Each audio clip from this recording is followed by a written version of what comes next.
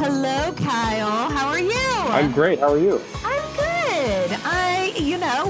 You and I are both in the Pacific Northwest right now, and I'm coming from Washington, Seattle, Washington. And where are you at right now? I'm in Kelso, Washington, so just a little north of Vancouver area. Nice. And Vancouver, I had no idea, but what a great place. What a great spot to be. Yeah, growing up, everybody always refers to it as the other Vancouver. Son of a Canadian, definitely understands Vancouver BC's the hot spot and the one everyone thinks of when you think of Vancouver. But yeah, no, it's really turned into a beautiful community, and there's a lot of history there. And yeah, no, I've been pretty lucky to be raised just north and outside of town. And that's like kind of right on the border of Washington and Oregon, correct? Yep, just north of Portland. Yep. Okay, awesome. Well, good. Well, I am super excited to have you with us today. I cannot wait to hear your stories. I'm just so enthusiastic about hearing your experiences, in your words, about your favorite backyard volcano. Mm-hmm. And a few other of your top Pacific Northwest treks. And so, before we get started on this little journey, tell us a little bit about yourself and kind of your path to becoming a guide and what got you to be where you're at today. Sure. So I was born originally in Torrance, California. So as a baby, my parents moved up to Battle Ground, Washington from, one of the biggest suburbs, obviously, in America. They both grew up in Southern California. My dad was a Canadian immigrant. I voted for president more times than he has. So it's always fun to tease him about that kind of stuff.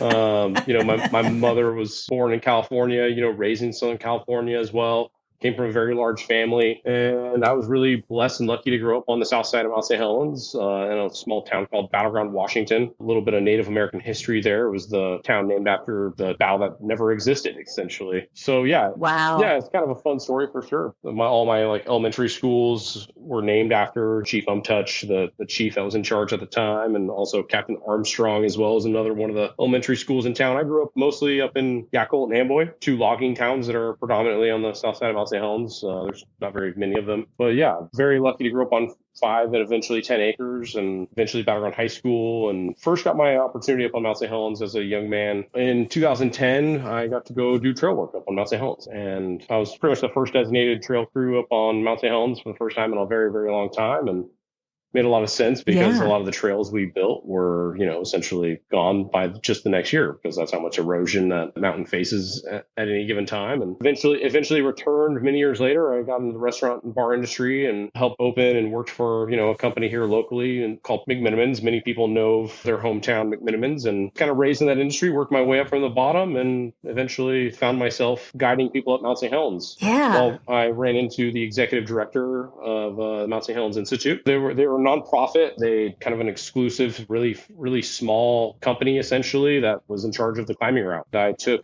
somebody based on their last shift, give me their table before they opened their brewery. Shout out to Brothers Cascadia. My buddy Richard Tiffany gave me a table on his last day, and the guy was wearing a Mount St. Helens Institute hat, and I walked up to him and greeted him. And, next thing I know, he's handed me his business card and recommending me for a job that I applied for probably 4 or 5 years in a row and never, ever even got a call. Wow. Much less an interview. And so that summer, essentially, I had a pretty cush bartending gig where I was mostly weekdays and very few nights. Mm-hmm. I had Sunday, Monday off, and was really feeling pretty good with myself after my decision to leave McMenamins and then working in my hometown pub that helped open many years prior. So my job up on Mount St. Helens was contractor during the week for the Forest Service, pretty much walking people through the Ape Caves, hiking and patrolling the area, doing a lot of interpretive ranger type work. Yeah. We were communicating with the public mostly. Got a lot of exposure with the search and rescue team up there, the VRT, the volcano rescue team, and really, really blessed and lucky to be able to have those opportunities. But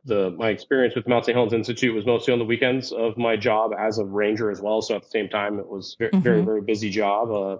Walking around the Ape Caves during the week, and then on the weekends going up Mount St. Helens with 10 strangers that some people didn't even have hiking experience for that matter.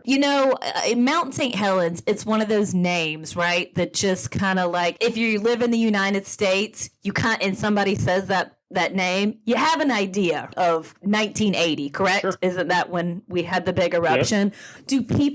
Do they come visit it, do you think, just to see, oh, is this the place that erupted? Is this the volcano that erupted? Like, what do you think brings people to Mount St. Helen? I think it's just such a unique landscape. When you hike around the mountain, you experience it all in one gulp, essentially. So the north side is so barren, and part of it is slowly coming back. And especially anywhere where the water flows, obviously you're going to see green and, lush alder and willow, especially up there. But I feel like someone who's fairly local for sure, growing up, in Amboy and Yackle, there's such a local feel to the mountain. I've met so many people who, whether they're older or younger, they have some sort of personal connection to the story of either the eruption or the aftermath, whether it was, the cleanup or, heck, now I'm in the golf industry, for example, and one of the local golf courses near my house here in Kelso is built literally on the ash pile of Mount St. Helens that flowed downstream. And it's notorious for everyone knows it because you can ride in a golf cart there year round and it drains exceptionally well. And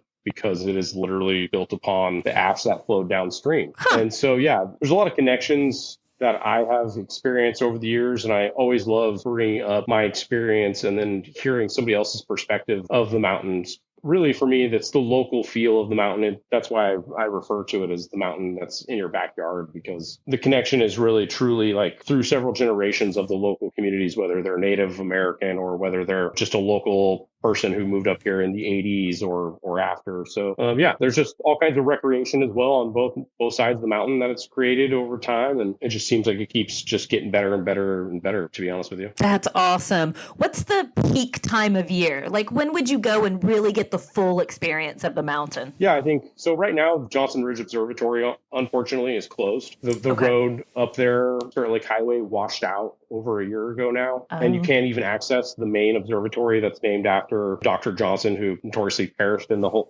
David Johnson, who perished in the blast. So it's in the process of being rebuilt. So right now, to access it on the north side, you'd have to essentially access it from Coldwater Observatory, which was a much smaller version of what Johnson Ridge was. Coldwater Lake and Coldwater Observatory used to just be a creek or a small river, and now it's full-blown lake that's non-motorized, so you can go kayaking and fishing and all that kind of stuff there. But really, honestly, probably anywhere from May through September is really the best. And every season's different. Sometimes you have to wait until June, July because of funding issues at times in the blast zone to access Windy Ridge, which is the parking lot that you can access off of Forest Road 99. Sometimes it's open late May, early June, and a couple of years ago it didn't open up until beginning of August, and it wasn't even open. And it was really open for 2 months, 3 months max. Wow! Because they had issues with funding within the Gifford Pinchot National Forest, and they have to make decisions based on public safety and that kind of thing. So but most years to access the full scope of the mountain, it's pretty much going to be anywhere from May through September. You pretty much get a solid 5-6 months of whether it's climbing, hiking. There's horseback riding even on the south side for sure. Like River Horse Camp is a great place to go for people who are into equestrian, that kind of stuff. Nice. Always look out for ticks if you go up there because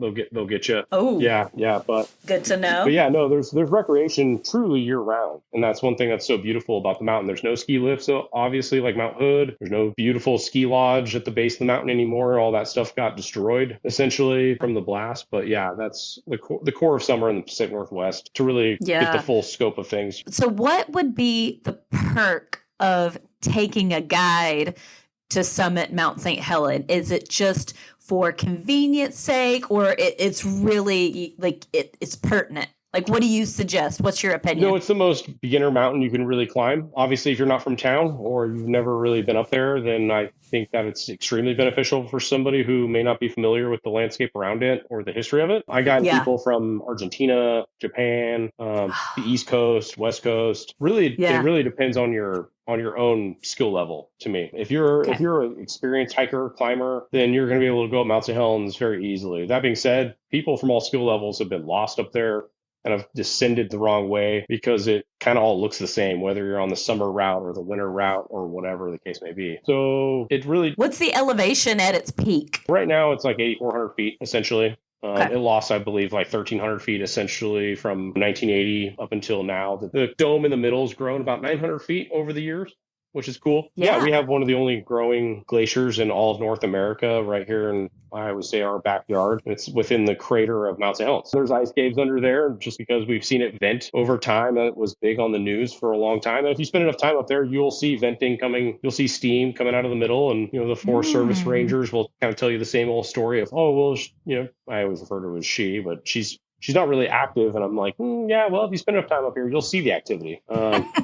It's a really wonderful place. And yeah, we're pretty lucky to be able to experience it for sure. That's awesome. And so you also have experience as a park ranger. Yeah. While I have you on this podcast, I would love to know what is your perspective on the importance of park rangers and what they mean to this country? Because I just feel like this is a great time to talk about it, and I would love to know, what are your thoughts on it? I think that just from my experience, that position in itself has really kind of been watered down over the decades. 20, 30, 40, 50 years ago, if you grew up in that area, you knew it like the back of your hand, you were a Boy Scout, whatever the case may be, you could be hired off the street. And as time has gone on, from my experience, I've seen a lot of outsourcing of the position. I think you've seen, especially with like the National Park Service, for example, they will hire people because they have a 4-year degree.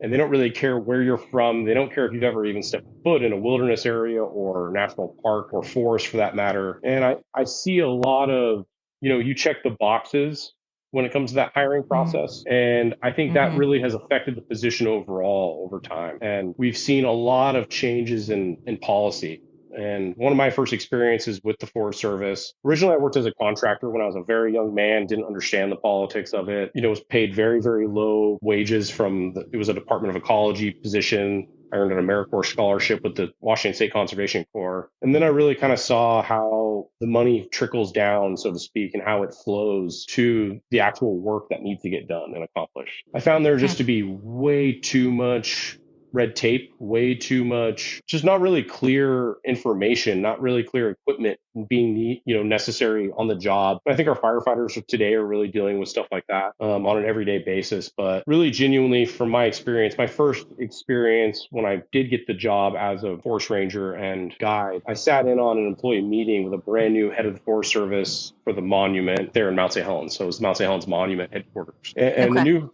head of trails at the time pretty much just said, hey, we have to do more with less. And it's a very extremely conservative area, loggers, blue collar type people. And when I first got the job as a contractor with the Forest Service maintained their own vehicles. They had an entire road department and maintenance department that was in charge of fixing roads, in charge of maintaining their own fleets, their vehicles, et cetera. Right. Within that just 7-year period in the Gifford Pinchot National Forest, that went away. A lot of these guys were retiring.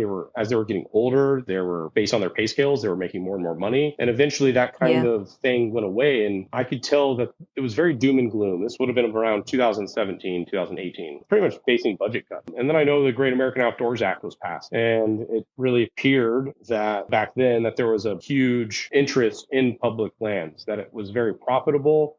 Americans love having public lands, accessing public lands. There just seemed to be this fundamental shift after that legislation was passed, which kind of seemed like a first step. And then nothing ever really happened after that. The Biden administration didn't really do much with national parks and national services, the National Park Service. And for me, in my perspective, it's just there's so many different entities.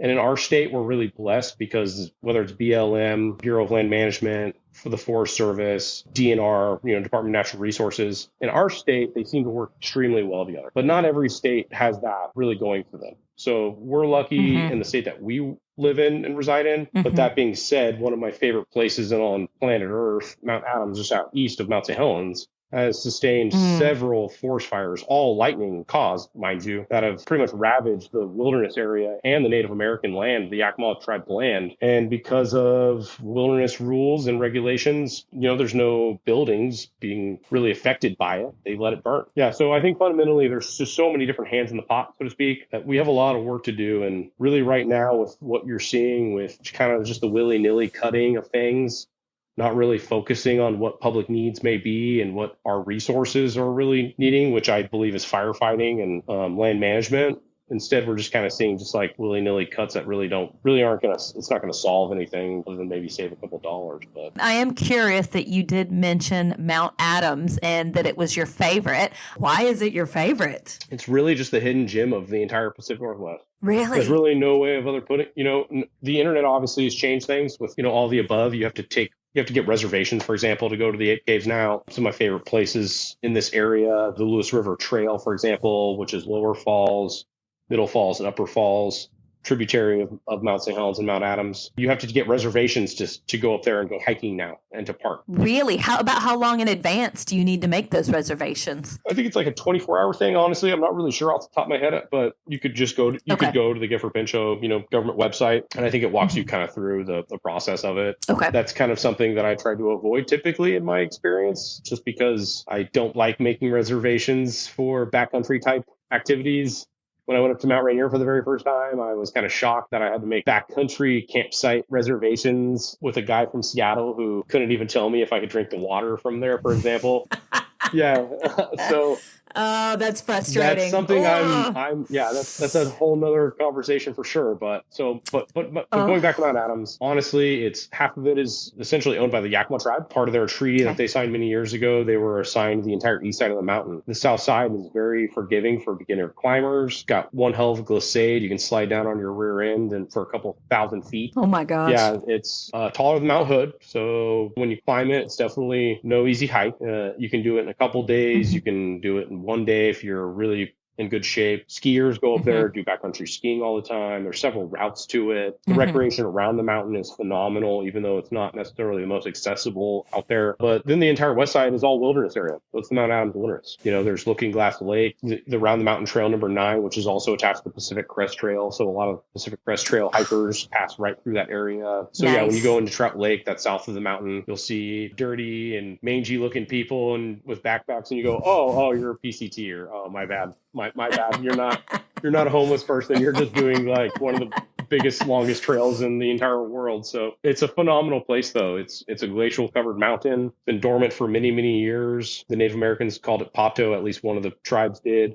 It's a part of the whole Bridge of the Gods story of Mount Hood or Wyeast competing with Klickitat or Pato, depending on the tribe, competing for the beautiful Mount St. Helens.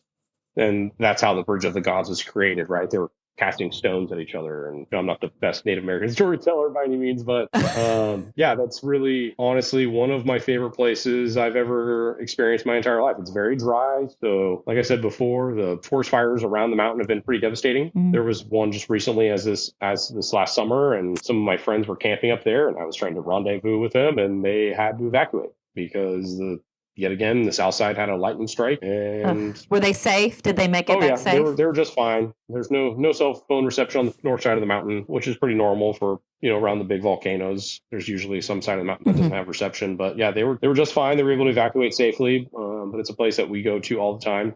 There's Taklak Lake, Owali Lake. It's the highlights area on the north side of Mount Adams. It's truly God's country. It's unbelievable. To summit Mount Adams, do you have to have climbing equipment? I think it's recommended. I would always recommend to have some sort of safety or climbing equipment when you're going up it, no matter what time of year you're doing it. Most of the time, and especially in the summer and fall, it's not required. So people go up there all the time and use micro spikes, they're called, which are like yak tracks or, some basically something you attach to the bottom of your shoe that gives you grip. Funny story, this last time I went up, my crampons wouldn't attach to my boots properly because my boots started falling apart, and I used yak tracks and hadn't gone up to the summit in over a decade. And I was a little nervous going up some blue ice with some yak tracks on the bottom of my boots. Oh, yeah, that's sketchy. Yeah, it was a little sketchy for sure, and definitely got the blood moving. Yeah, first time in 11 years I was able to make it up there. Had several failed attempts, so it can happen to anybody who's even experienced. I've been up there more than a handful of times. So yeah, but still, what a great experience that you have had. And earlier, it's so funny, you kind of transitioned into what I was going to ask you next, because you mentioned you mentioned the Yakima tribe earlier and a couple other ones.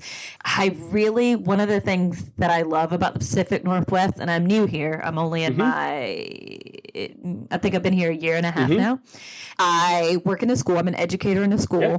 And before meetings, before assemblies, I love that we verbalize our land acknowledgement, to show appreciation. And, like a sample of it would be, we would like to show our respect and acknowledge the Puget Sound Coast Salish peoples, past and present, on whose land we gather today. And some people might roll their eyes and be like, oh, that's so cheesy. But oh my God, show the respect to the people and the culture who lived here before us. I love it. It gives me like the goosebumps. So my question to you is, do you make it a priority to kind of learn about the tribes, past and present, that settled in the places that you hike, like in the mountains that you so frequently explore? Is that important to you, or is it just kind of like part of our culture up here in the Pacific Northwest? I definitely think there's parts of both that are true. For me personally, yeah, I'm not necessarily a big religious person. My faith is mostly in the mountains. And so I have a lot to relate to when it comes to, talking about honoring Native American tribes, going back to kind of where I'm from in Battleground. The story that I was told when it came to, my hometown was, oh, there was a battle that never occurred. And really what happened is the chief that was the local chief that lived down by the Lewis River was essentially murdered by, still it's a mystery to this day on who it was. And Fort Vancouver was really developing at that time. And the skin trade or the fur trade was really extraordinarily active at that time. And so the way it's phrased to you when you were a little kid is extraordinarily different than the actual atrocities that occurred, because the local tribes were essentially assimilated and forced to go to Fort Vancouver, and they were turned against themselves. And so, whether it's the local language, I do think that's one thing that's really awesome about our state, is that there's so much history that was preserved, and a lot of it is honored in names, whether they're schools, elementary schools, middle schools, lakes, towns. But I do definitely think that there's been a kind of a skewed viewpoint on this whole argument about, we hear all this nonsense about DEI and all these other narratives or being woke or whatever the hell you want to call it. And I just think it's honestly just nonsense. There is definitely a time to honor, our history and acknowledge that, and also acknowledge that the conqueror is always going to be the one who writes the history book. I think Native American history is American history, and I don't think that's a controversial statement in any capacity. So yeah, I've been really, really lucky to have some really awesome educators in my life growing up in my little tiny home, my little tiny towns and communities that were extraordinarily whitewashed and had, that were basically grown by loggers. But yeah, like I said, I've been extraordinarily lucky and blessed to have perspective of all sides. I think that Cowlitz tribe, for example, has recently grown and kind of been reestablished, and they're reaping the benefits. Wow. Honestly, they have the casino here locally, and their tribal members are found every single day, and they continue to grow. And I think Native American history, like I said, is vastly important. And just growing up, I always found like the stories to be kind of silly, right? Like Captain Vancouver floated down the Columbia River and saw Mount St. Helens and named it after one of his buddies. And now suddenly everybody in the entire planet now refers to it as Mount St. Helens. I find that to be just kind of almost just seems kind of a little far-fetched to me, that this guy who never stepped foot on the mountain is the one who ended up naming it ultimately for everybody for the rest of eternity. It just kind of seems like, no, that somebody else called it something very vastly different. And the different tribes had different languages, obviously, and different names for it. I'm not going to sit here and try to pronounce all of them, but for me, I have my own nicknames. My grandmother's middle name is Helen, and my grandmother has a view of Mount St. Helens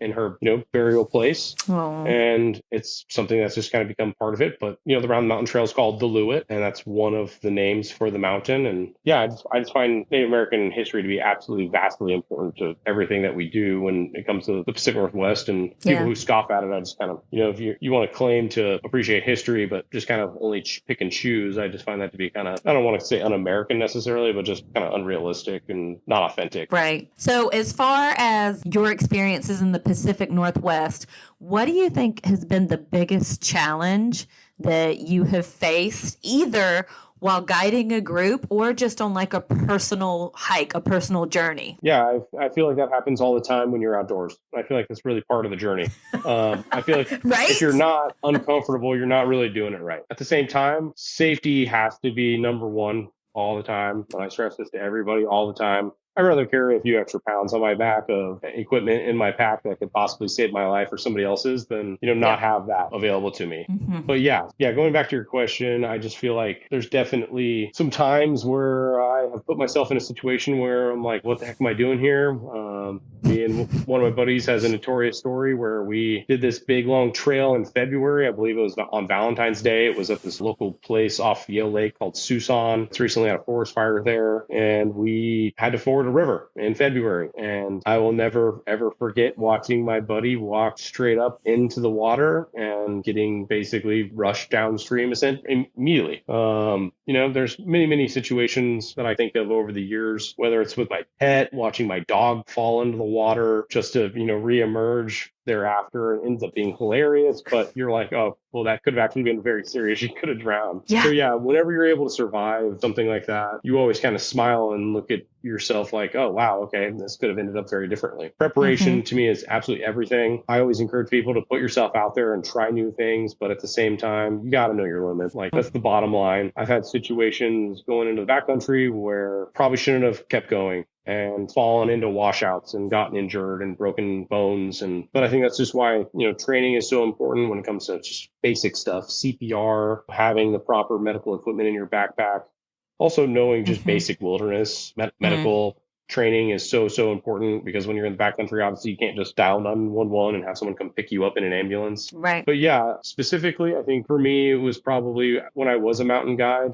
I had a situation occur where my head guide, he was the head guide of the Mount St. Helens Institute at the time, probably the most experienced person I've ever met around Mount St. Helens when it came to search and rescue and climbing. His own spouse suffered a medical emergency. She worked for the Forest Service, and we were on our way descending, and he essentially decided to descend as fast as he humanly possible and didn't really communicate the emergency to us because, of course, he's dealing with his own stuff. He's trying to go down and make sure his spouse is okay, and rightfully so. But in the process of that and not communicating that information to me, I found him leading us into an extremely dangerous situation and glissading or sliding down the mountain in an angle and in areas that were not okay for beginners and people who weren't up to his capabilities in terms of, backcountry. So yeah, I mean, that was something where I kind of had to stop the whole party and be like, whoa, what are we doing here? Somebody did get injured there. Thankfully, it was just minor. Eventually, I had to catch up to my guide and say, hey, man, what's going on? Why are we going in this direction? This makes no sense. And then he essentially told me what happened.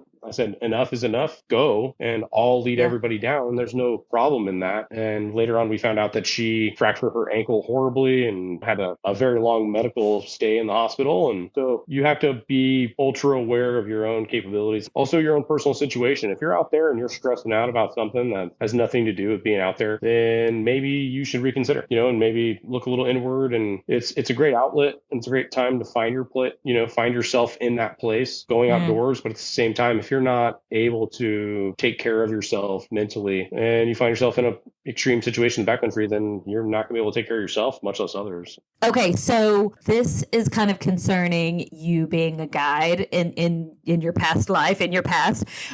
So I was chatting with my brother the other day, and I let him know some of the things that I knew about you and that you had done as a guide. And, he said something super interesting. And he was like, I feel like people have two views, radically different views on guides in general. And he's like, part of the population, they may view guides as risk takers, people that follow their passion. They live in their best lives. Sure. We admire them for how they live so freely, and like a little bit of jealousy, like, I wish I could be like that. But then you have this other group, and they look at the guides as being, and I'm saying this online, so you can't really see my air quotes, but they see the guides as the help. Sure. And they pay the guides for the service, and they just expect them to do what they ask of them. They expect the service. So I say all of that to say, what's your experience with those two groups that I just described? What do you think is the overall rhetoric or vibe of how you were treated as a guide? I mean, I was treated really, really well, to be honest with you. Good. I mean, we worked for a small nonprofit, obviously, like I talked about before. I was never tipped. I never had somebody hand me cash. I think maybe somebody tried to once and I said, thank you, but no thank you. Mm-hmm. But I definitely understand how the two perspectives can be vastly different, because what we see is what's on the Discovery Channel, right? We see people going up Everest with oxygen bottles. And, at the end of the day, there's volcanoes all over the country. There's mountains and guides of all types, whether they're kayak guides, whitewater guides, commercial or private or whatever. I mean, overall, the industry is definitely glorified, like I said, for sure. But from my role and my perspective of what I did, I was there more as an educator. And that's the way I felt. I had a 100% success rate in my climbs. Thankfully, I had times where I would flat out pull a parent aside and say, hey, if your child doesn't show that they can get up this mountain safely, then I have no choice but to turn you around and have one of my volunteers take you back down to the bottom of the mountain. Yeah. That being said, it was always... You have to, right? Yeah. It's for the safety of the individual and for everybody, genuinely. And so, I always had a very positive experience. In my role as the assistant guide, most of the time I was in the back of the bus. I was always behind the slowest hike. And I always really appreciated and enjoyed that role, because usually the person that's in the back likes to talk the most, from my experience. Mm-hmm. And I would get to know people from all walks of life. We had people who were high up executives who were doing this, people who were from other countries. And I would always greet people, everybody all the same. Like in the parking lot of Climbers Bivouac, I'd always let people know, like, hey, the most dangerous thing you've done all day is over. Your drive here is more dangerous statistically than your climb from here to the summit and then back down. And then the next dangerous thing you will do is drive home. The third most dangerous thing you will do today is summit Mount St. Helens. And a lot of time it was a really good icebreaker for people. My guide all the time would go off into stories about his insane search and rescues and tell the most gnarly, like extremely graphic stories to people. And I'd be like, whoa, dude, like reel it in. We're just getting above tree line. Maybe wait until we're on our way down for the really extreme stuff. But yeah, no, I was really, really lucky that I worked for a nonprofit. But that being said, I can imagine that the commercial industry is very different, extraordinarily competitive. If somebody from my experience doesn't want to, I'm not somebody who wants to hike the entire PCT in a summer. I'm not somebody who wants to go climb Everest. Those aren't aspirations that would it be cool if I could do it one day? Absolutely. Is it something that I'm like, oh, I have to do this? No, not at all. Right. It's just not something that fuels me. But yeah, that being said, I've climbed Mount St. Helens almost 20 times. I'm really excited to try to get up it again this spring with one of my closest friends. And that's awesome. Yeah, hopefully it's there for many, many years to come for all of us to enjoy. God, I hope so. Oh, I really hope so. So if any of our listeners are planning to visit the Pacific Northwest to do some hikes, how would you encourage them to kind of stay up to date with like the latest hiking information? And I'm asking you this as a personal question, because one thing I've learned, it's like recently I told a friend at work, I was like, oh yeah, I'm going to go up and do blah, blah mountain in the North Cascades. And he was like, I love your optimism. I'm just letting you know that road is closed down. You could get there if you walk 7 miles to the trailhead, but there's all these things. And I'm like, oh, so things just don't stay open here year round. Yeah. Like I'm learning slowly, right? Yeah. So like how do you keep up with the latest hiking info? The government website, like going to, for example, if we're talking about Mount St. Helens, going to the Gifford Pinchot's website is a great resource. Over the years, it has been hit or miss in terms of how often they update it. Sometimes they update it constantly, but the nice thing about it is it will flat out tell you like, hey, this is the status of this trailhead as of this date. Right. So yeah, the WTA is another fantastic one. The Washington Trails Association, for people who don't know the acronym, they're an extraordinarily active nonprofit who've been working on trails here in Washington State for decades. I've been a member since I think like the late 2000s, like 2009 or something like that. But I've been doing volunteer trail work with them. I try to do as much as I can, but sometimes I get to do multiple trail events, and then sometimes I get to do none. Last year I had to cancel the backcountry response team that I was hoping to do because of a death in the family, but that's just part of life, right? But I anticipate as time goes on that these websites, especially the ones that are non-government websites, are going to become more crucial. So yeah, people really tend to use the WTA website is nice for trail reports and that kind of thing. There's several non-government websites that you can utilize. But yeah, personally for me, it's kind of tough because when you're from out of town, it's hard to just say, hey, like, yeah, this is the best, avenue for you to get up. Really, you have to look up several. You have to usually look up 2 to 3 from my experience when you're traveling, whether you're here in the Pacific Northwest or you're going to the East Coast or whatever. But yeah, it's always good to cross check and reference those options for sure. But yeah, I usually use All Trails has become really popular with the app and that kind of thing. But from my experience, it's really more of a mapping app. Is kind of I think the best use for that personally. Okay. But yeah, I think the government websites and WTA are probably 2 of my favorites. Okay. Every once in a while, I will use All Trails and I'll just look at, scroll down to where people have their comments. So if the last time somebody commented was 4 months ago, I'm like, okay, I really need to get on the government websites and see like what's closed up here, what's closed off, what's, that kind of narrows it down for me sometimes. But, if you go on All Trails and somebody was just there yesterday, you're like, okay, let me, maybe this is possible. Let me look in a couple other sites. So yeah, forums like that are extremely helpful for sure. Forest Service doesn't get to go up there all the time as you wish and hope that they could. They also don't have a person sitting at a computer all the time updating their website. So yeah, cross-referencing like you were kind of talking about, the different options I think are really the best for anybody in the Pacific Northwest. But there's nothing better than good old-fashioned drive up there and scout it out and check it out the day before kind of thing. That's my favorite. No, that's really the one thing that's kind of a fail-safe, obviously. Right. So to wrap this up, I love that you're passionate about the outdoors. You obviously feel this connection to nature. And I really do hope people listen to this and are just like, hey, I need to get outside. I need to go check out the Pacific Northwest. Because what a great spot. If you haven't been there, put it on your list, where we have so many just magical places out here. So thank you, Kyle, for taking the time to talk to me, give me your insight and your perspective. I've loved it.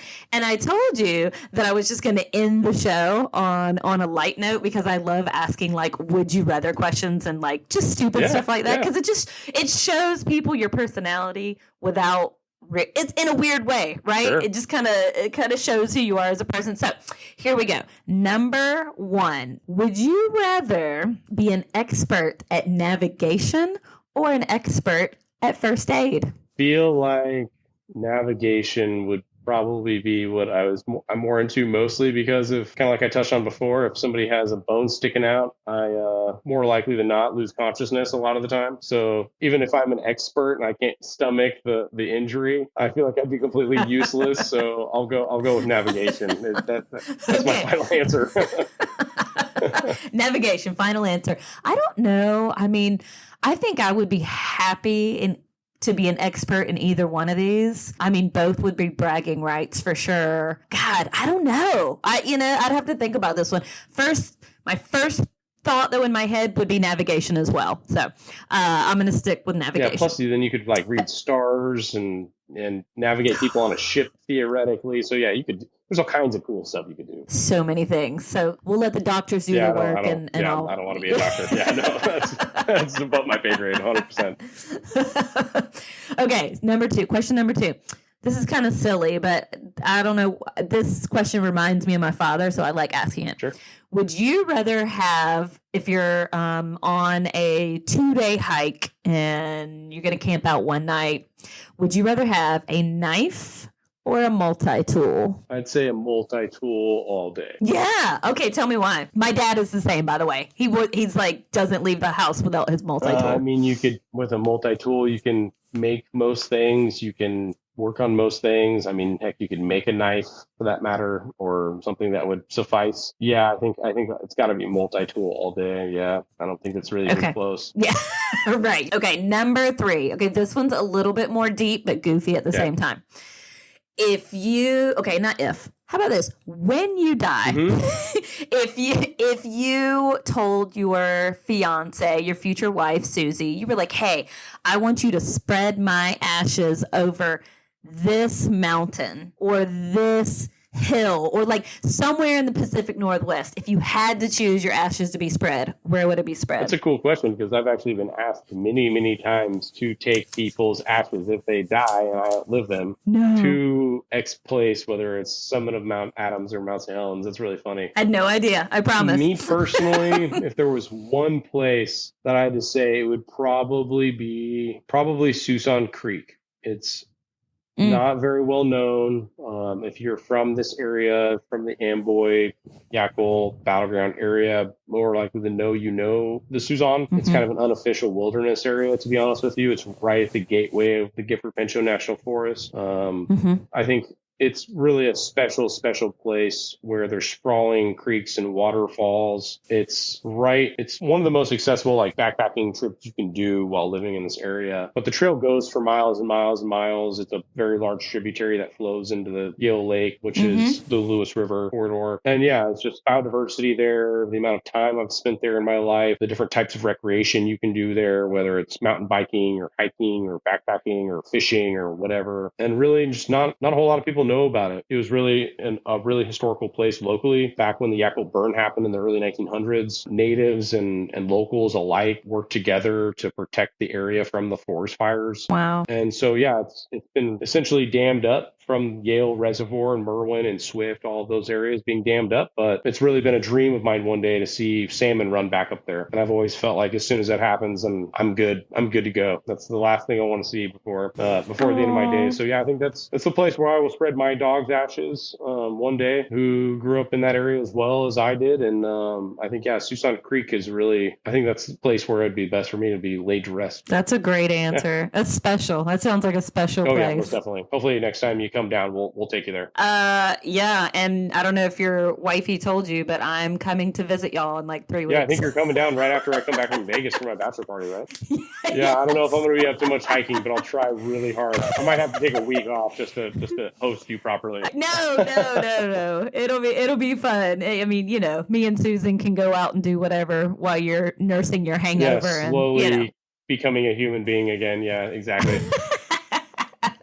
It's gonna be fun though. So I hope you have a great time in Vegas. Very by the cool, way, thank you. But I do want to say, thank you just for loving the outdoors, for having respect for nature. I mean, as cheesy as this sounds, like it's a beautiful earth, right? So I love that you're an advocate for just like getting outside and seeing all the beautiful places. So thank you for talking to me. Absolutely. Thank you so much for having me. This was awesome. You're great, Kyle. And I will talk to you soon. Thanks, Charlotte. Thank you for being on this show. Attention passengers, we've now reached our destination. We hope you enjoyed the flight and have a nice day.